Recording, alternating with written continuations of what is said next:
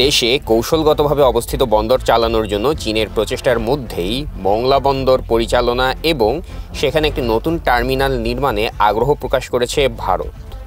ইতোমধ্যেই ইরানের চাবাহার বন্দর ও মিয়ানমারের সিতুয়ে বন্দরের অপারেশনাল অধিকার ভারতের রয়েছে। এটি পেলে তা হবে ভারতের প্রতিবেশী এলাকায় তৃতীয় বিদেশি বন্দর পরিচালনার অধিকার। সম্প্রতি ইকোনমিক টাইমস সহ একাধিক ভারতীয় গণমাধ্যমে প্রকাশিত প্রতিবেদনে এই তথ্য প্রকাশ করা হয়েছে।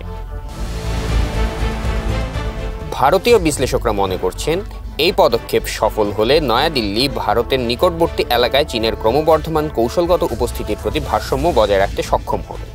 সে সাথে ভারত মহাসাগর অঞ্চলের পশ্চিম ও পূর্ব উভয় অংশে বন্দর পরিচালনায় নেট নিরাপত্তা সুবিধা পাবে দিল্লি। ভারত ইতোমধ্যে 1650 কিলোমিটার চিকেন স্নেক করিডোর এড়িয়ে উত্তর পূর্বাঞ্চলীয় রাজ্যগুলোতে পণ্য পরিবহনের জন্য চট্টগ্রাম ও মংলা বন্দর উভয়েরই ট্রান্সশিপমেন্ট অ্যাক্সেস পেয়েছে। গত মাসে ব্যবস্থাপনা পরিচালক সুনীল মুকুন্দনের নেতৃত্বে ইন্ডিয়া পোর্টস গ্লোবাল লিমিটেডের একটি ভারতীয় প্রতিনিধি দল মংলা বন্দর পরিদর্শন করে এর অপারেশনাল সুবিধাগুলো বিস্তারিতভাবে স্টাডি করেছে। আলোচনা সফলভাবে এগিয়ে গেলে ইরানের চাবাহার বন্দর এবং মিয়ানমারের সিতুয়ের পর মংলা হবে ভারতের তৃতীয় আন্তর্জাতিক সমুদ্র বন্দর অপারেশন, যেটি উভয়ই India ports global limited IPGL দ্বারা পরিচালিত হবে। শ্রীলঙ্কায় একটি ইন্দো রাশিয়ান যৌথ উদ্যোগ চীন পরিচালিত হাম্বানটোটা বন্দরের আশেপাশে বিমানবন্দরের ব্যবস্থাপনারও অধিকার পেয়েছে। IPGLকে বিবেচনার জন্য মংলা বন্দর কর্তৃপক্ষের কাছে বিস্তারিত লিখিত প্রস্তাব জমা দিতে বলা হয়েছে।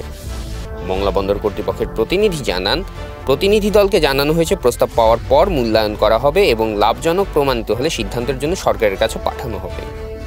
মংলা বন্দর তার 5টি জেটিতে কন্টেইনার ও বাল্ক ক্যারিয়ার জাহাজ পরিচালনা করে।